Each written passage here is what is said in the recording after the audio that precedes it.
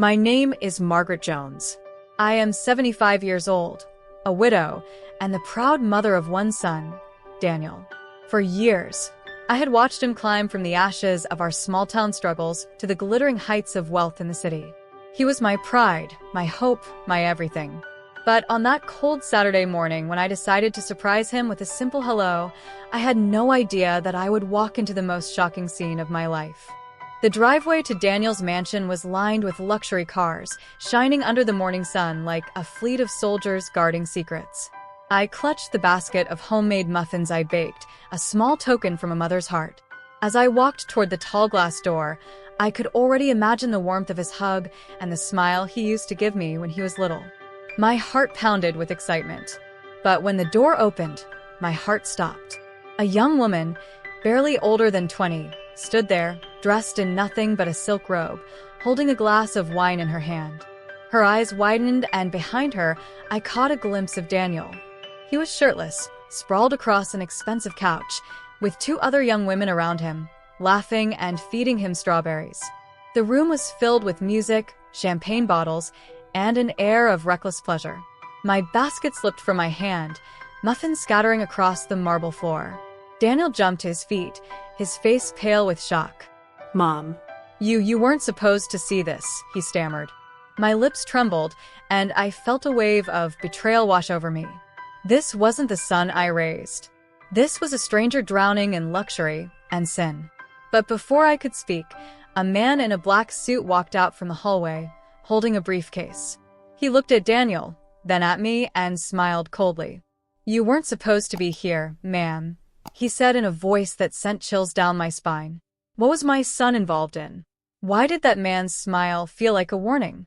And why did Daniel look more terrified of the man than of me? My knees felt weak as I tried to make sense of it all. I opened my mouth to ask questions, but Daniel grabbed my arm and pulled me into the house, slamming the door shut. His eyes were wild. Mom, you need to leave. Now. You don't know what you just walked into. But I wasn't going anywhere. Not until I found out the truth. That was the day I realized my son's wealth wasn't what it seemed. And the secret he was hiding could destroy both of us. What did I walk into? What was Daniel so desperate to keep from me? You won't believe what happened next. Stay with me as I tell you the story of how I uncovered the truth, faced danger I never imagined, and fought to save my son's soul. The door clicked shut behind me, and the sound echoed in my chest like a warning bell. Daniel's grip on my arm was tight, almost painful, as if he feared I would run, or worse, speak. His eyes darted to the man in the black suit, who stood there with an expressionless face, one hand still on the briefcase. The young women quickly gathered their things and vanished down a hallway, giggling nervously. The music stopped, and the room sank into a heavy silence. Mom, Daniel said, his voice cracking. You have to leave.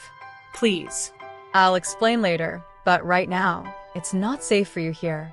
Not safe. Those words sent a shiver down my spine. I was his mother.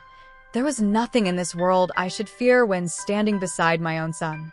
Yet, at that moment, fear seeped into my bones. I looked at the man in the suit, and he smiled again, slow and deliberate, like a wolf watching a lamb. Daniel, I whispered, what have you done? Who is this man? The man took a step forward, and Daniel immediately positioned himself between us. Don't touch her. Daniel barked, his voice trembling with a mix of anger and dread. My son's reaction told me everything. He was terrified, not for himself, but for me. The man chuckled softly.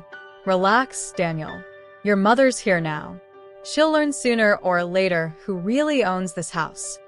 My heart pounded so hard I thought it would burst. What did he mean by that? Daniel turned back to me, his face pale. Mom, you have to trust me. Just leave now, and I'll come to you tonight. I swear I'll tell you everything. His hands were shaking as he tried to push me toward the door. But I stood firm. No, Daniel, I said, my voice low but strong. I didn't raise you to hide from me. Whatever this is, I'm not leaving you to face it alone. The man's smile vanished. She's stubborn, he muttered. Like mother, like son. Before I could react, the front door burst open again. 2 more men in dark suits entered, carrying what looked like black cases. My breath caught in my throat. Daniel stepped back, shielding me with his body. "Mom, please," he whispered. "Go to the car. Don't ask questions. Just drive away." I wanted to obey, but something deep inside told me if I left, I might never see my son again. I couldn't let that happen. Not after everything we had been through. Not after the sacrifices I made to raise him. The man in the suit gave a signal, and the 2 newcomers set the cases on the table, opening them. Inside were stacks of cash, more money than I had ever seen in my life. The sight made my stomach turn. Daniel's hands clenched into fists. "Mom," he said again, his voice breaking. Go. Now. I couldn't move. My legs were frozen, my heart torn between fear and the unbreakable bond of a mother's love. That's when the man in the suit leaned closer to Daniel and said something I will never forget. "If she stays, she becomes part of the deal." The room spun around me. What deal? What was my son tangled in? I opened my mouth to demand answers, but before I could speak, Daniel grabbed me by the shoulders and shouted, "Run, Mom." And then, everything went dark. When I opened my eyes again, I was no longer in the living room. I was in a car, speeding down a deserted road, Daniel gripping the steering wheel like his life depended on it. My voice trembled as I asked, "Daniel, what's happening?"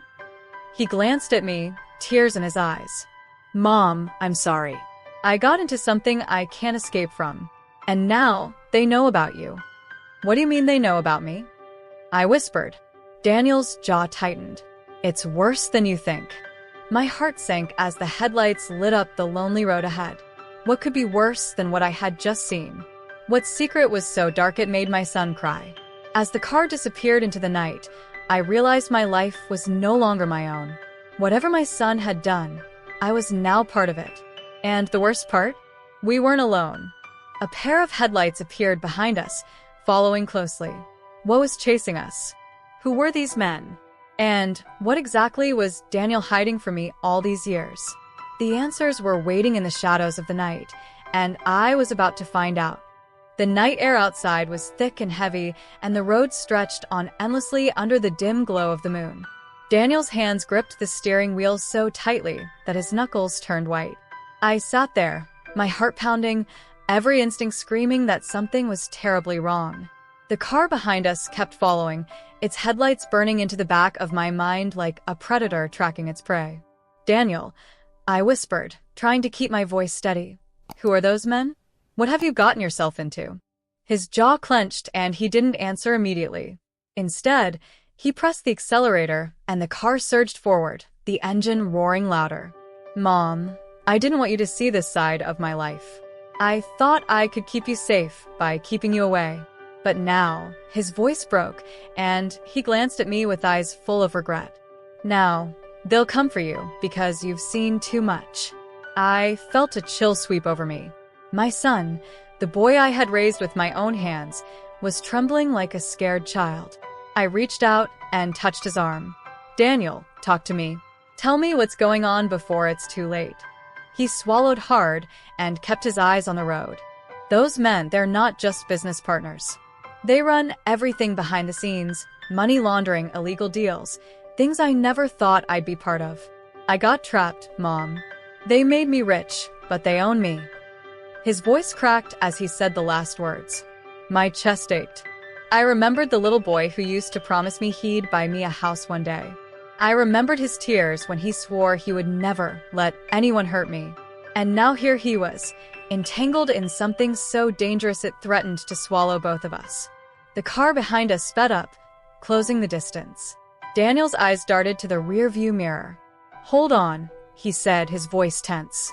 Suddenly, he swerved sharply onto a dirt road, the tires skidding across gravel. I grabbed the door handle, my heart leaping into my throat. The headlights behind us followed, relentless. The road twisted and turned through a forested area. Trees blurred past, and the smell of damp earth filled the car. Daniel's breathing was ragged, and I could feel his fear mixing with my own. "We have to lose them," he muttered. Then, out of nowhere, a bright light flooded the road ahead. Another car appeared, blocking our path. Daniel slammed on the brakes and we skidded to a stop, the car jerking violently. The vehicle behind us also stopped, trapping us between them. I froze. Men stepped out of both cars, their silhouettes dark against the blinding headlights. They were dressed in suits, their movements precise and cold. One of them spoke, his voice low and menacing. "Daniel, you know the rules. You brought her into this. Now she belongs to us too." My breath caught. Belongs to them? I wasn't a thing to be owned. Fear turned into a spark of anger inside me. Before I could say anything, Daniel stepped out of the car, holding up his hands. "Leave her out of this. She has nothing to do with it," he shouted. The man laughed coldly.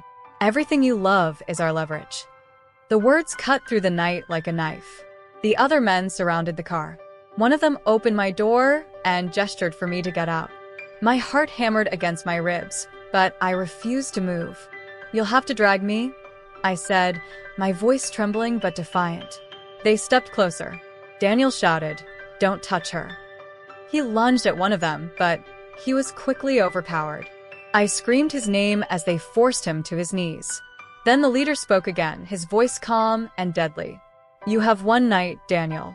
Bring us what we want, or we take everything, including her." They shoved Daniel back toward the car and walked away, disappearing into the darkness as quickly as they had appeared. The two cars drove off, leaving us shaken and surrounded by silence. Daniel collapsed into the driver's seat, his face buried in his hands. "Mom, I'm so sorry. I've put you in danger." His voice was broken, almost childlike. I touched his shoulder. "We'll get through this, Daniel. But you need to tell me everything. No more secrets." He looked at me, his eyes filled with despair. "Mom, they want me to deliver something tomorrow night. Something illegal. If I don't, they'll kill us both." My heart pounded. "What is it, Daniel? What do they want?" He hesitated, his lips trembling. "It's not just money, Mom. It's something worse, something I can't even say out loud here." The fear in his voice was like nothing I had ever heard. I leaned back, feeling the weight of the night pressing down on me. Tomorrow night. That's all we had. As we drove away into the darkness, I realized I was no longer just a mother visiting her son. I was a mother about to fight for his life. And whatever they wanted, I was determined to find a way to stop them. But how could a 75-year-old woman stand against men like that? What could I possibly do to save him? The answer would come, but it would come at a price neither of us was ready to pay. By the time we reached the outskirts of the city, dawn was breaking. The sun rose slowly, but instead of bringing warmth, it cast long, eerie shadows across the road. Daniel parked the car in an abandoned lot, his hands trembling as he killed the engine. We sat there in silence, the air between us thick with unspoken fear. I could hear his breathing, short, shallow, uneven. He was fighting to stay calm, but I knew my son. He was terrified. "Daniel," I said softly, "you need to tell me everything now. No more half-truths. What is it they want from you?" He rubbed his face and leaned back against the seat, his eyes bloodshot. "They want me to move something for them. A shipment. It's not just drugs, Mom. It's weapons, illegal weapons. If I refuse, they'll destroy me, and now they'll come for you." My heart sank. Weapons? My sweet boy, who once dreamed of building schools for poor kids, was now caught in something deadly. "How did it come to this, Daniel? You had everything. Why would you risk it all?" He gave a bitter laugh, one that held no humor. "Because I was greedy. I wanted more, faster. I trusted the wrong people, and by the time I realized what they really were, it was too late. They gave me money, power, connections, but it was all a trap." I felt tears sting my eyes, but I swallowed them back. Now was not the time to cry. "We're going to fix this. I don't care how dangerous they are. We're not giving them what they want. We'll go to the police." Daniel shook his head violently. No. "You don't understand, Mom. The police are in their pockets. They control everything. If we go to them, we're dead." A chill ran through me. These men were bigger than I thought. They were untouchable, or so they believed. I took Daniel's hand in mine, squeezing it tightly. "Then we'll find another way. We're not powerless, Daniel. I'm not leaving you to fight this alone. For the first time, a small, broken smile flickered across his face. You've always been stronger than me, Mom. Just then, my phone buzzed. The number was unknown. I hesitated, then answered. A deep voice, cold and mocking, spoke on the other end. Mrs. Jones, we hope you're enjoying your little road trip. Don't bother hiding. We're watching. Midnight tonight. Warehouse 47. Daniel knows the place. If he doesn't show up with a shipment, you'll be the first to pay. The line went dead. My hand trembled as I lowered the phone. They know where we are, I whispered. Daniel's grip on the steering wheel tightened. I'll handle this. You're not coming with me tonight. Yes, I am, I said firmly. Whatever happens, we face it together. He wanted to argue, but he knew there was no point. I had made up my mind. I wasn't going to sit at home while my only child walked into danger alone. We drove back to his mansion during the day to gather what we could. The house felt different now, less like a home and more like a cage of secrets. As I walked through the halls, I noticed cameras hidden in corners, security systems too advanced for a simple residence. It was clear Daniel had been preparing for something like this, even if he hadn't told me. While he was upstairs, I wandered into his study. On his desk lay a stack of papers, photos, and flash drives. Curiosity got the better of me. I plugged one of the drives into his laptop, and what I saw made my blood run cold. There were documents detailing shipments, coded transactions, and names of high-ranking officials. My son had proof that could destroy these men if it ever got out. Mom. Daniel's voice was sharp as he entered the room. He rushed to me, slamming the laptop shut. You shouldn't be looking at that. But Daniel, I said, my voice shaking, this is evidence. This could save us. No, he snapped. This could get us killed faster than you can imagine. Before I could respond, the mansion's alarm system blared. Daniel froze, then grabbed my hand. They're here. My heart raced as we ran down the back stairs. Through the windows, I saw black SUVs pulling into the driveway, men in suits spilling out. Daniel led me through a hidden exit I never knew existed, down a narrow path to the forest behind the property. We ran until our lungs burned, finally reaching a small cabin where Daniel kept emergency supplies. We collapsed inside, breathless. He looked at me, sweat dripping from his forehead. Mom, we don't have much time. They'll track us. I held his face in my hands. Then we fight back, Daniel. We use what you have on them. It's the only way. He stared at me, conflicted. If I do that, Mom, they'll come after everyone we know. Then we hit them where it hurts most. We take away their power, I said fiercely. For the first time, I saw hope flicker in his eyes.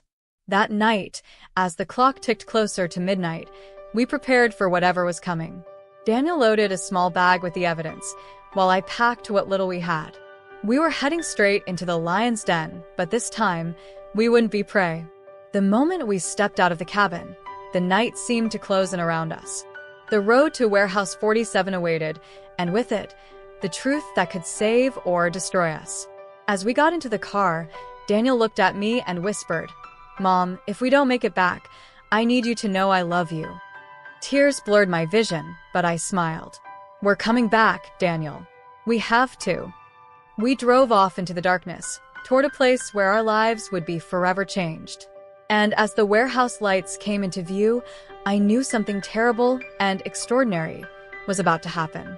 The warehouse loomed in the distance like a sleeping beast, its metal walls glinting faintly under the moonlight. The closer we drove, the more my heart pounded, each beat echoing in my ears. Daniel's jaw was tight as he gripped the steering wheel, his eyes fixed on the road. Neither of us spoke, but the silence said everything. We both knew this night could be our last.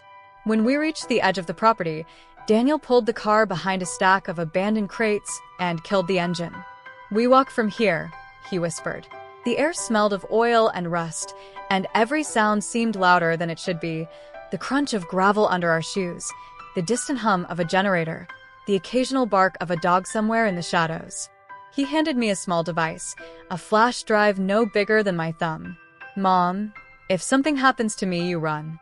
Take this and go to the address written on the paper inside my wallet. Give it to the man named Harris. He's the only one we can trust."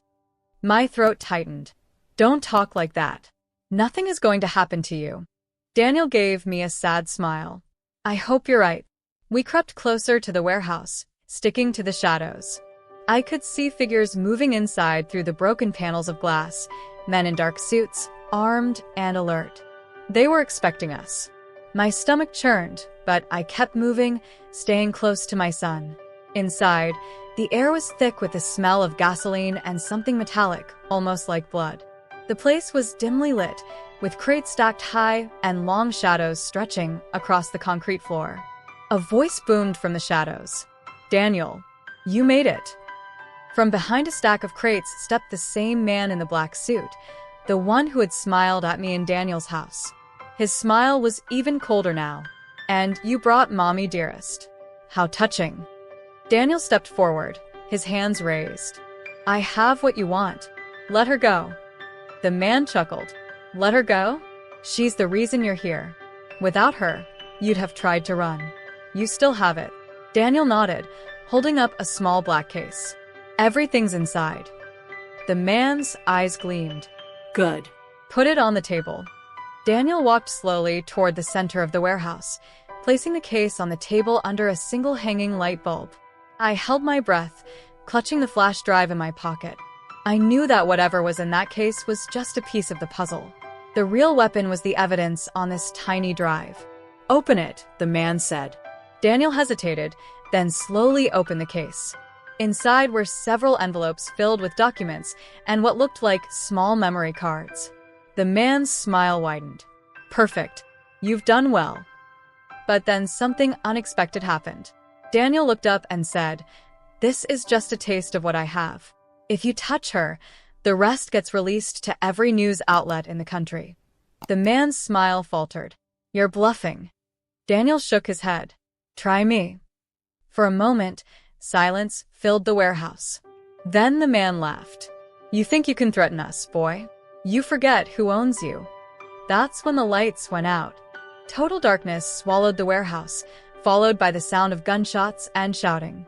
Someone grabbed my arm, and I screamed. But Daniel pulled me close. "Run, Mom. Run now." We stumbled through the darkness, bullets whizzing past. I could barely see where we were going, but Daniel's grip on my hand was strong.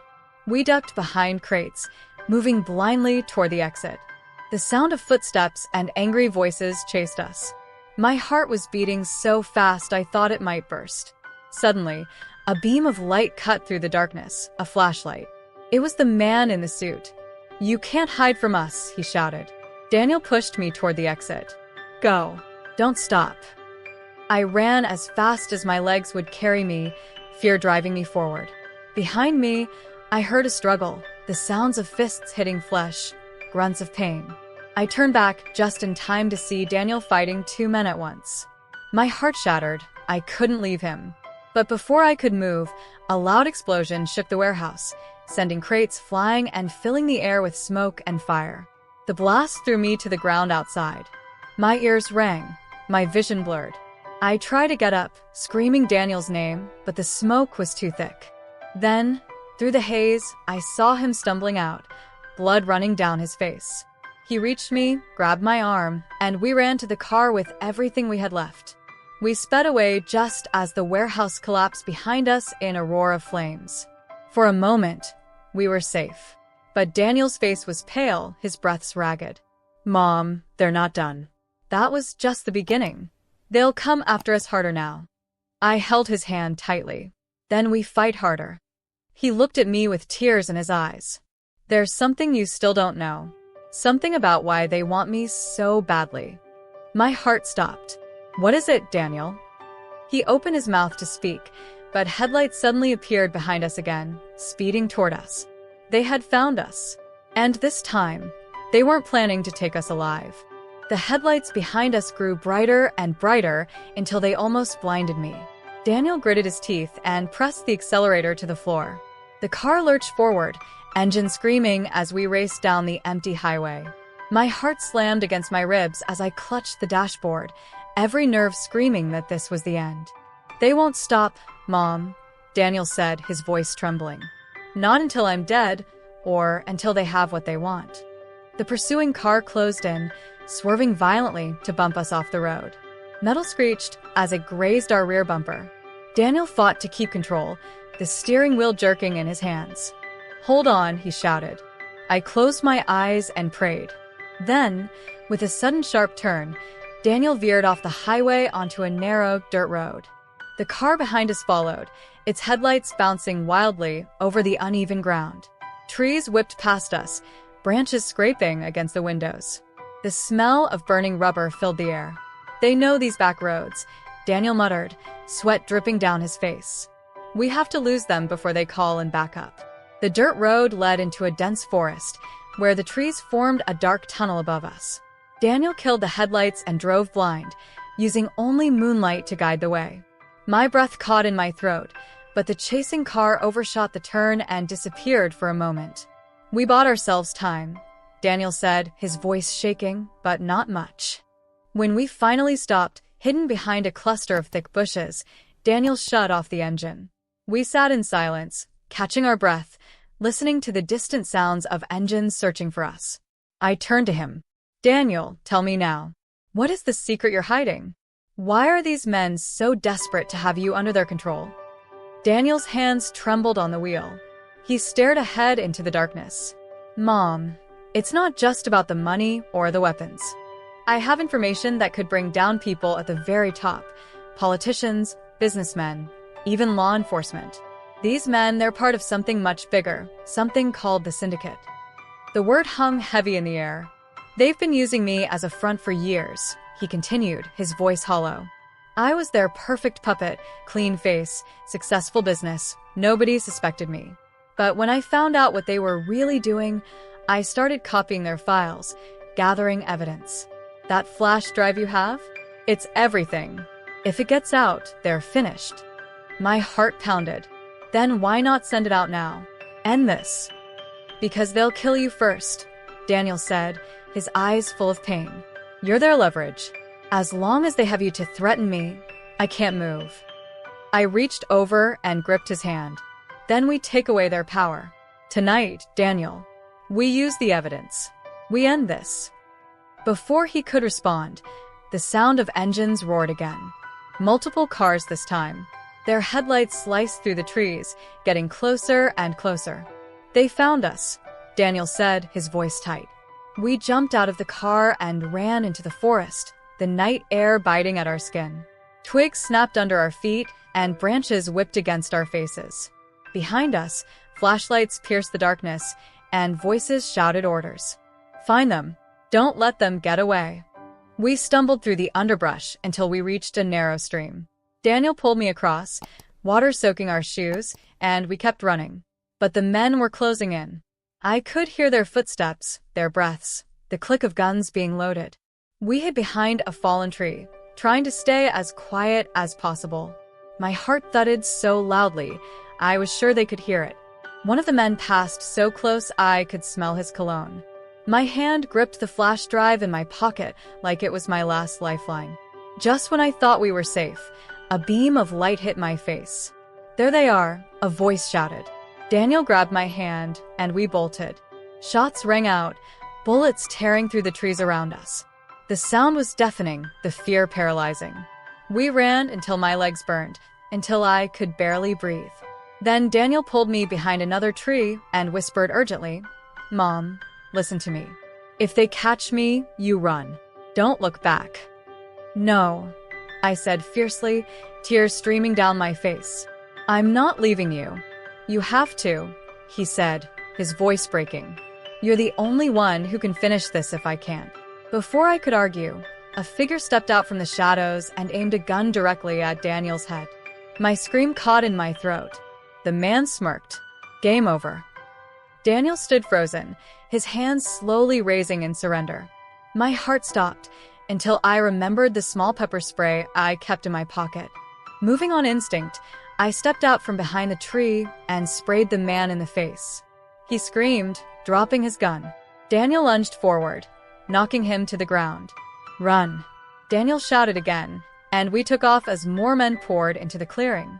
The forest exploded with chaos, shouting, gunfire, and the sounds of pursuit. We finally broke through the trees and stumbled onto an old road where an abandoned truck sat. Daniel hotwired it in seconds, and we roared away, leaving the chaos behind. As we drove, Daniel's face was pale but determined. "Mom, we're out of time. Tomorrow morning, we leak the evidence. They'll hunt us, but once the truth is out, they'll have nowhere to hide." I nodded, clutching the flash drive like it was my last hope. But even as we sped away, I knew this was far from over. The syndicate wouldn't go down without a fight. And in the distance, as dawn began to break, another set of headlights appeared, this time from a vehicle we didn't recognize, blocking the road ahead. Daniel hit the brakes. My breath caught. Who was this now? Friend or another enemy? The figure stepping out of the car would change everything. The truck screeched to a halt, tires grinding against gravel, sending dust into the air. My heart was hammering so loudly I could barely hear anything else. The figure standing in front of the vehicle was tall, dressed in a dark coat, and backlit by the rising sun. For a moment, I thought it was another one of the syndicate's men. But when he stepped closer, I saw his face. It was hardened, scarred, and yet there was something familiar about him. Daniel's grip tightened on the steering wheel. "Harris," he breathed, almost in disbelief. "Harris?" I asked, still trembling. "The man you told me about?" "Yes," Daniel said, his voice shaking with a mix of relief and fear. "The only one I trust." Harris walked toward the truck slowly, raising a hand to signal we could lower our guard. He opened the driver's side door and leaned in, his voice low and urgent. "You've stirred a hornet's nest, Daniel. They've put a kill order on both of you. We don't have much time." Daniel nodded, his knuckles still white. "We have the evidence. Everything. But they're hunting us everywhere." Harris's eyes flicked to me. "Mrs. Jones, you're stronger than they know. But from here on, you have to be ready to do things you never imagined doing." His tone was serious, almost cold, but it carried the weight of someone who had seen too much. "Where do we go?" Daniel asked. Harris glanced around. "Follow me. I have a safe house 2 towns over. But it's only safe for a few hours. After that, they'll find it too. The evidence must be uploaded before sundown, or we're all dead." My breath caught. Sundown, that was our deadline. Everything depended on what we did in the next few hours. We followed Harris's car down a twisting road that led into an old industrial district. Rusted buildings stood like ghosts, and the air smelled of decay. The safe house turned out to be a rundown warehouse, hidden behind stacks of shipping containers. Inside, it was surprisingly clean, stocked with laptops, maps, and equipment. It felt like stepping into a war room. "Sit," Harris said, motioning to a metal chair. "We need to talk." Daniel sat across from him, while I stayed close, holding the flash drive tightly in my hand. Harris opened a laptop and plugged in a separate device. "Give it to me." I hesitated, but Daniel nodded, and I handed it over. Harris inserted the drive and began typing quickly. Lines of code and files filled the screen. "This is enough to take down half the syndicate," he said, his tone impressed. "But they'll know the second we start uploading. They'll come." Daniel's jaw tightened. "Let them come. We're not running anymore." Harris gave him a sharp look. "You talk brave, kid, but this isn't a movie. They'll kill you before you can blink. That's why we need to be smart." The moment felt heavy, almost suffocating. I watched them strategize while my thoughts spun wildly. How had it come to this? My son, once my pride, now a hunted man. Yet through the fear, I felt something else rising in me. Strength. A mother's strength. I wouldn't let them take him. Suddenly, a loud crash shattered the moment. The windows exploded inward, and men in black masks stormed the safe house with guns raised. Harris grabbed a weapon and fired back, shouting, "Move. Get to the back." Daniel pulled me toward the rear exit as bullets tore through the air. My ears rang and my body shook with adrenaline. Harris covered us, his shots precise and deadly. We burst through the back door into a narrow alley, the cold morning air burning my lungs. They're everywhere," Daniel shouted as more men appeared at the other end of the alley. We ran, weaving between crates and dumpsters, ducking bullets that whizzed past our heads. The sound of footsteps pounded behind us. Harris caught up, grabbing Daniel by the shoulder. "We need to split up. They're tracking you." "No," I cried. "We stay together." "Mrs. Jones, listen to me," Harris barked. "If they get both of you, it's over. You take the backup copy and head to the train station. I'll get Daniel to safety and meet you there." Daniel looked torn, but Harris shoved a small drive into my hand. "Hide this. Even if we die, this must survive." Before I could protest, Harris dragged Daniel toward a side street while I ran in the opposite direction. My heart felt like it was ripping apart, but I forced my legs to move. Behind me, I heard gunfire and shouts, but I didn't dare look back. I ran until my lungs burned, clutching the drive like it was my soul. I reached the train station, panting, my hair soaked with sweat. I hid in the shadows, scanning every face. Minutes felt like hours. Then I heard it, footsteps running toward me. But it wasn't Daniel. It was one of the syndicate's men, his face twisted with rage, a gun glinting in his hand. "Thought you could run, old lady?" he sneered. My heart stopped. I froze, backing against the wall. He raised the gun, and time seemed to slow. Just as he pulled the trigger, a shot rang out from behind him. The man collapsed, and standing there was Daniel, bloodied, bruised, but alive.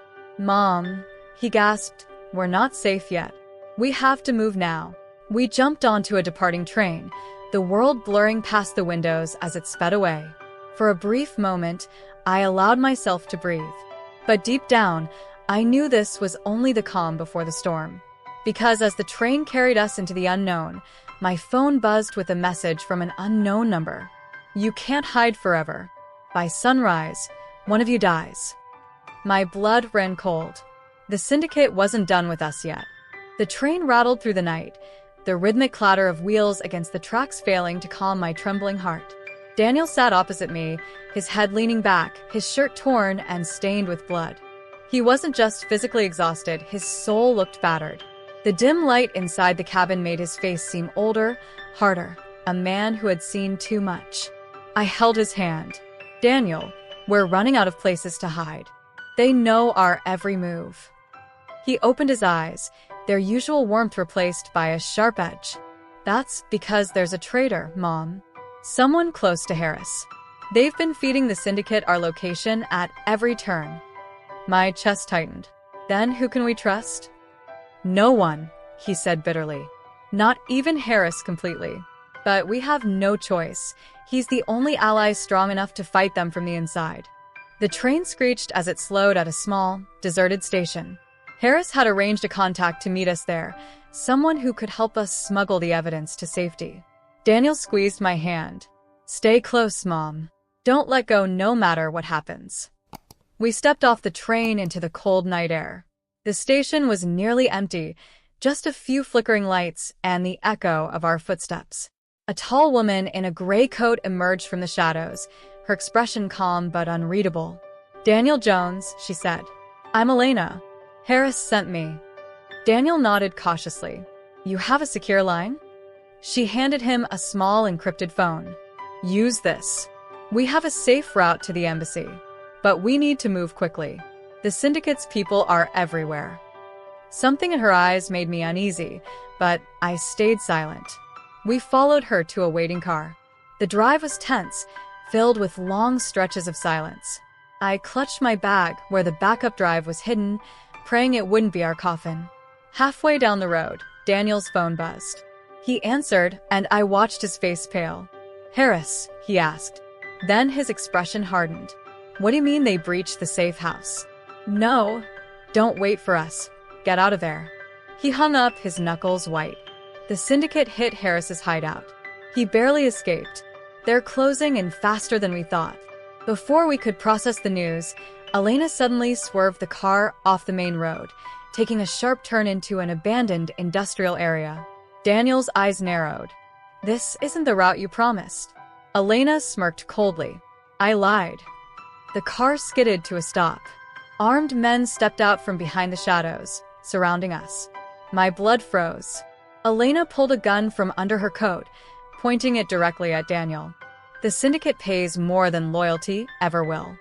Daniel shielded me with his body, his voice a growl. You'll regret this. Elena laughed. You think your mother's courage will save you? Hand over the drive and maybe I'll let her live. My fingers tightened around the bag. My heart pounded so hard I thought it would break free from my chest. I looked at Daniel, and in that moment, I saw the little boy he used to be, the one who once believed I could protect him from anything. I stood tall, glaring at Elena. You'll have to shoot me first. The syndicate's men closed in, weapons raised. Daniel moved like lightning, kicking the gun from Elena's hand. Chaos erupted. Gunshots cracked through the air, men shouting as the fight spilled into the darkness. Daniel grabbed my hand and pulled me toward a rusted stairwell leading up to an old factory building.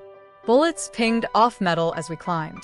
Inside, the building was a maze of steel beams and broken glass. We ran, weaving through debris, every step echoing. Behind us, footsteps thundered as the men chased. Daniel turned and fired a stolen gun, taking one of them down. My heart was in my throat. We reached the top floor, but there was no way out. Only a shattered window overlooking a river far below. Daniel looked at me, his breath ragged. Mom, we have to jump. I shook my head, terrified. We'll die. They'll kill us if we stay, he said, gripping my shoulders. Trust me. I didn't have time to argue. He grabbed my hand, and together we leapt through the window. We hit the icy water with a force that knocked the air from my lungs. The river swallowed us, its current dragging us away from the gunfire above. I fought to stay afloat, gasping as Daniel pulled me toward the shore. We crawled onto the muddy bank, soaked and shivering, but alive. Daniel collapsed beside me, coughing. Mom, we have to keep moving. They'll track us again. I nodded, clutching the drive tighter than ever. The syndicate was ruthless, but so was a mother protecting her child. As we stumbled into the trees, my phone buzzed again. Another message. You think you escaped? Wait until you see who's been helping us all along. My hands trembled. The message ended with a photo, Harris standing with the man in the black suit. My world spun. Harris, the one man we trusted, was working with them. The forest was still, but inside me, a storm raged. Daniel leaned against a tree, catching his breath, while I stared at the photo on my phone with shaking hands. Harris, the man who had saved us, the man Daniel trusted, was standing side by side with the enemy. His expression in the photo was cold, unreadable, just like when I first met him. Daniel saw the photo and his face darkened. No, that can't be. Harris wouldn't betray us. But deep down, we both knew the truth. Trust was a luxury we could no longer afford. Daniel, I said quietly, he's been feeding them information all along. That's how they've been finding us. Daniel's jaw tightened. If that's true, then Harris is worse than all of them, because he pretended to help while leading us into traps. A snap of a branch behind us made us both spin around. The hairs on my neck stood up. From the shadows, a figure emerged slowly. It was Harris. His gun was holstered, and his hands were raised. Don't shoot, he said calmly. You need to hear me out. Daniel aimed the stolen pistol directly at him. Give me one reason why I shouldn't put a bullet in you right now. Harris's eyes flicked to me, then back to Daniel. Because that photo is only part of the truth. Yes, I've worked with them. I had to. I've been undercover for years trying to bring them down. But to do that, I had to play the part of their ally. My heart pounded. How? Do we know you're not lying? Because if I wanted you dead, Harris said, stepping closer, you'd already be dead. They don't know I've switched sides for real. I'm risking my life telling you this. The syndicate has an informant inside the embassy too. If you try to send that evidence through them, you're walking into an ambush. Daniel hesitated, his hand trembling on the trigger. So why show up now? Why not tell me sooner? Harris's expression softened for the first time. Because I needed them to trust me. But now they're getting desperate, and they've ordered a full hit on both of you. By sunrise, they'll deploy their elite hunters, men you can't outrun. We have to act now if you want to survive. I stepped forward cautiously. What do you want from us, Harris? He reached into his coat slowly and pulled out a small device. This is a satellite uplink. If we can reach the ridge outside this forest, I can upload the files directly to an international server. Once the evidence is live, the syndicate loses its power. But we'll have to fight our way there. They're already surrounding this area. Before we could respond, the sound of engines filled the night. Dozens of headlights lit up the trees. Daniel swore under his breath. They're here. Harris drew his gun. We move now. The three of us sprinted through the forest as shouts erupted behind us. Gunfire cracked through the trees, bullets splintering bark inches from my head. I ran harder than I ever thought I could, my breath burning in my chest. Daniel stayed close, pulling me over fallen logs, while Harris covered our rear with deadly precision. We reached a clearing where two black SUVs skidded to a stop, cutting off our path. Men jumped out, guns raised. End of the line, one of them shouted. Harris didn't hesitate. He fired, dropping the first man. Daniel grabbed my hand and dragged me toward the riverbank at the edge of the clearing. We slid down the muddy slope, landing hard but alive. The men followed, their footsteps pounding behind us. At the river's edge, Harris shoved the uplink device into Daniel's hands. Keep running to the ridge. I'll hold them off. Daniel's eyes widened. You'll die. Harris smirked grimly.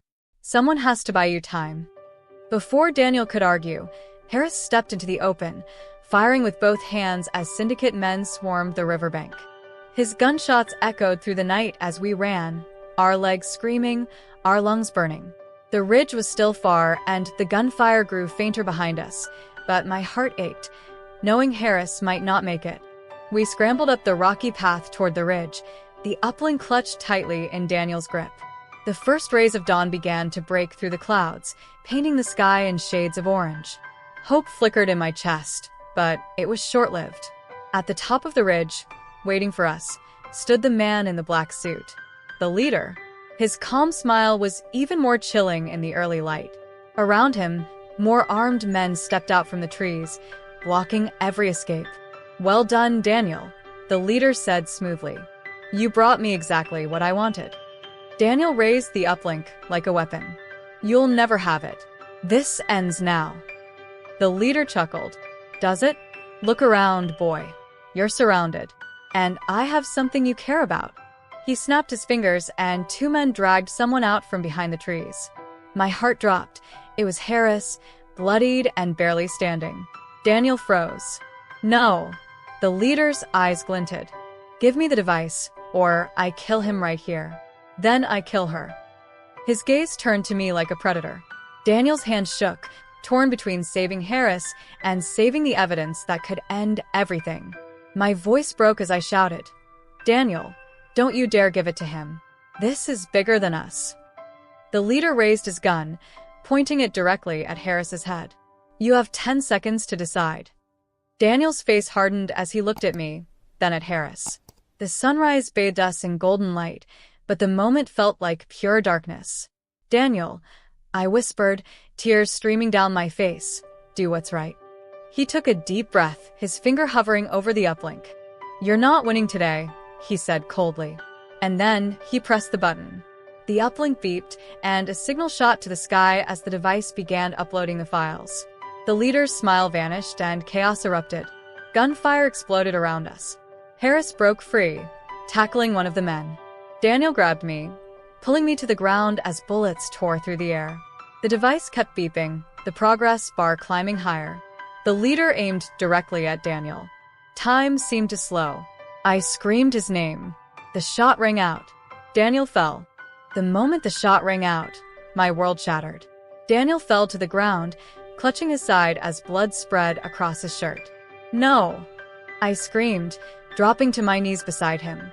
His eyes fluttered, filled with pain but also something else, determination. The leader of the syndicate lowered his smoking gun, a cold smirk on his face. You should have handed it over. Now you lose everything. But even as he spoke, a sharp beeping sound pierced the air. The uplink device was still alive, its light flashing rapidly. The upload was still going. The leader's smile faded as he realized what was happening. "Stop that device," he barked to his men. Gunfire erupted as the soldiers opened fire on the uplink. Harris, bloodied and limping, launched himself at them from behind, firing with deadly accuracy. "Finish the upload," he shouted, his voice hoarse but fierce. Daniel coughed, his voice weak. "Mom, take it, finish it." My hands shook as I grabbed the device, shielding it with my body. Bullets whizzed past, tearing through the air, but I held my ground. The leader aimed at me now, his eyes cold and merciless. "Say goodbye," he hissed. But before he could pull the trigger, a loud explosion ripped through the ridge. Harris had thrown a grenade from his belt, blowing apart the men closest to the leader. Smoke and chaos filled the air. In the confusion, I pressed the device against the highest point of the ridge, holding it to the sky as the progress bar climbed, 70%, 80%, 90%. The leader roared with rage and charged toward me, but Harris intercepted him, tackling him to the ground. They fought brutally, fists and knives flashing in the rising sun. Daniel, struggling to stay conscious, raised his gun with shaking hands and fired a single shot. It struck the leader in the chest, sending him crashing to the ground, his lifeless eyes staring at the sky. The uplink beeped one final time. Upload complete. A signal burst across the clouds, reaching satellites that would send the syndicate's secrets to every corner of the world. Names, accounts, crimes, all of it exposed. The organization's power crumbled in that single moment. The remaining men scattered, realizing their empire was collapsing. Harris staggered to my side, helping me drag Daniel away from the chaos. Sirens wailed in the distance. Law enforcement, real law enforcement, responding to the massive data leak that had just blown the syndicate wide open. We hid behind a boulder as the sun rose fully, painting the sky with streaks of gold. Daniel was pale, his breath shallow. I cradled his head in my lap, tears streaming down my face. "Stay with me, baby. Please, stay with me." He looked at me weakly, managing a faint smile. You were right, Mom. We beat them." "You're going to make it," I said, though my voice cracked with fear. Harris crouched beside us, pressing a bandage to Daniel's wound. "The authorities are coming. You'll both be safe now. They won't dare touch you after what's been exposed." For a moment, there was peace. The sounds of the forest returned, birds chirping, leaves rustling, while the syndicate's empire burned behind us. Daniel reached for my hand and squeezed it. "Mom, I'm sorry for everything." I held his face. No, Daniel. "You fought back. You became the man I always knew you were." The sirens drew closer, and helicopters roared overhead.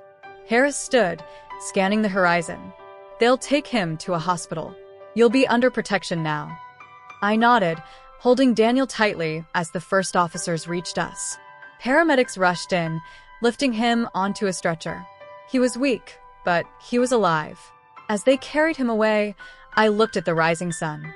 We had survived the night. We had destroyed the syndicate.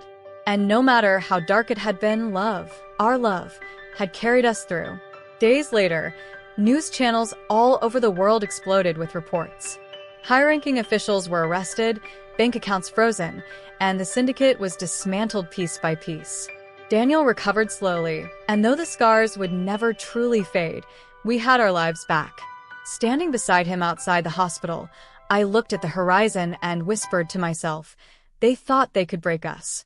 But they underestimated a mother's strength. And as I held my son's hand, I knew this was not just an ending, it was a beginning.